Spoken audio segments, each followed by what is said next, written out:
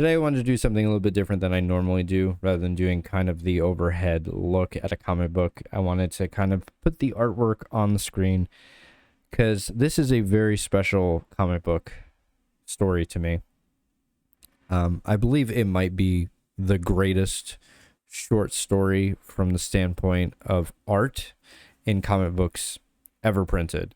It really shows how deep the medium of comic books truly can go, and how cinematic it really can be, and how it differs from other mediums of entertainment, but really holds its own at the greatest level. And I think that every comic book artist should aspire to be as brilliant as Moebius is or was, especially at this time.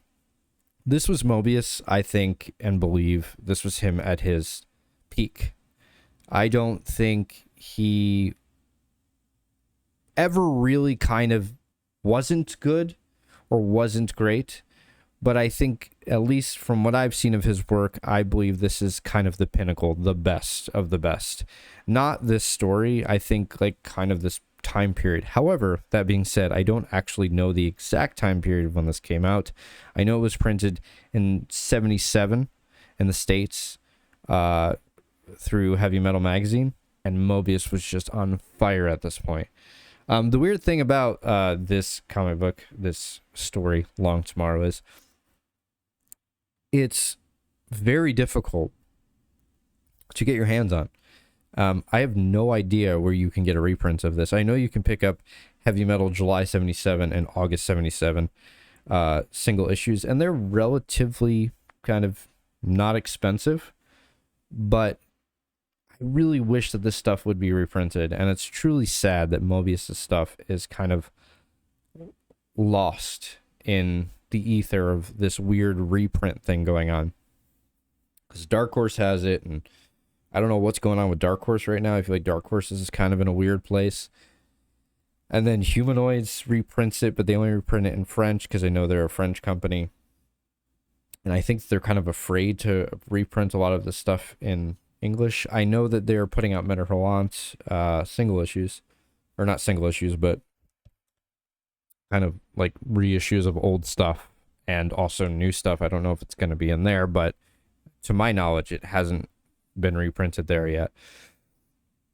But I mean, this is a really special story written by Dan O'Bannon, so we have to give Dan O'Bannon credit as well, not just only Moebius, but really, to me, the art shines the most in this comic, because the story is kind of whatever. It's not that big of a deal to me, but there is a story here for sure. But the one thing about this this story is that it inspired people like George Lucas, and inspired people like William Gibson, the writer of Neuromancer. And we look at this very kind of futuristic landscape that I don't think we had ever seen before, this cyberpunk futuristic landscape. And Moebius is kind of shooting on all cylinders, not only just artistically, but creatively. This insane kind of sci-fi, unique cyberpunk world that I don't believe, to my knowledge, we had seen anything quite like this before. And this goes on to inspire so many people, and it kind of sets the tone for the entire cyberpunk genre, which I think is one of the most brilliant genres ever, if done correctly. The other thing that I love about this story versus a story like the Incal is that it takes place in this city, and it never leaves the city, whereas Incal kind of leaves the city. And I think that city element with cyberpunk just is like is the perfect like icing on the cake, and what makes cyberpunk. And he creates this beautiful world of architecture and this futuristic like very kind of, what is it called, like Neo Tokyo world, before it kind of gets solidified in Ridley Scott's Blade Runner, which I think takes a huge kind of step forward for the genre. He kind of sets the roadmap, which ends up becoming Cyberpunk as we see today. And Moebius to me is just as creative and uses his imagination so much in a way kind of like a Jack Kirby. I always think of Moebius as kind of the French Jack Kirby, even though there are other great European artists like Drouillet and whatnot. Moebius to me kind of just pushes that level of creativity and creates this otherworldly kind of never before, to my knowledge, seen thing. I know he's probably referencing things probably like Fritz Lang's, I think it's called Metropolis, 2001 Space Odyssey as well, and Tarkovsky's Solaris. So he ends up kind of, creating this very interesting cyberpunk sci-fi world, and it's absolutely beautiful. It's great. Also, he has that grit in this book. There's a lot of grit in it. That skeezy feeling that it kind of feels dirty and, just run down. The other thing I love about this book, of course, I always talk about this when I talk about any book that I look at, the artwork. The figure drawing is amazing, and he's doing some beautiful stuff with inking. A lot of great cross-hatching, a lot of amazing just mark making, and the color is really beautiful. There are very strong colors, but there's also very muted colors, and he's mixing it up with orange, blues, purples, greens, and creating this very vibrant neo feeling that we end up having in the cyberpunk world. So this guy's kind of dropping this kind of roadmap, if you will, or recipe for future creative sci-fi cyberpunk stories in the future.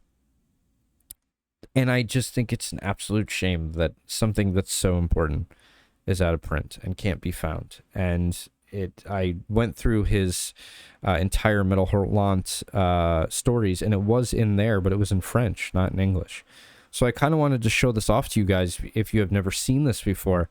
Frank Miller goes on to create Ronin about maybe less than 10 years later, and he really just kind of follows that Moebius style in when he does the futuristic stuff. And it's really great to see that somebody like Frank Miller has brought Moebius over to us, because I don't know if people would know. I mean, I know he ends up doing Dune. People talk about Dune. He doesn't end up doing Dune, but he works on Dune with Jodorowsky. But I don't know if anybody would actually even care about that if not for Frank Miller. I don't know. I honestly don't know. Dan O'Bannon does go on to do, I think, Alien. I think he writes Alien. I could be wrong on that one. He writes a bunch of stuff, so I'm sure Moebius would have been found eventually, or was found, but I think Frank Miller kind of really blew those doors off, at least to my understanding of the history of Moebius. That's how I found out about Moebius, was from Frank Miller. I read Ronin and was absolutely blown away, and I went, my goodness, this artwork is unbelievable. I need more of that. And then eventually I trickled down and I found the source of it and was blown away, and I've fallen in love with Moebius's artwork ever since. And I this stuff is like, for an artist like myself, I mean, this stuff is like the Bible for me. I mean, it's like Moebius, George Bridgman, and How to Draw Comics the Marvel Way. I mean, those are kind of my religions when it comes to my artistic endeavors. And I wanted to kind of just share this. I wanted to talk about this. I wanted to do something a little bit different than what I normally do. Do a podcast-like video, because I don't know. I mean, I live in this world where I know Moebius, and I don't know how well known Moebius is. I don't know how well known to the average comic book fan, do they know about Moebius? So if they do, then, I'm a fool for kind of thinking that, not a lot of people know about him. But I feel like, I don't know. I mean, I don't talk to very many comic book people, but he gets mentioned, but he gets mentioned kind of by like the artists, you know, not by the regular reader. And I mean, this stuff is just kind of so inspiring and brilliant. I mean, if you see any kind of sci-fi, you know, I think about it like kind of like Stanley Kubrick, you know, made 2001: A Space Odyssey.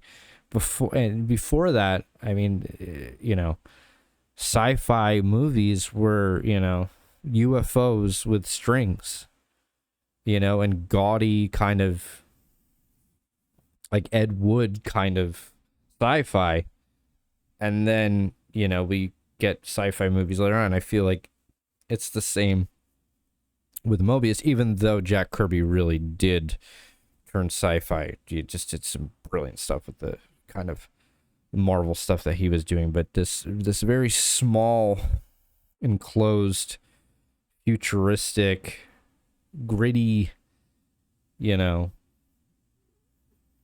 cyberpunk style and feeling, definitely, in my opinion, you have to attribute to Moebius in some way.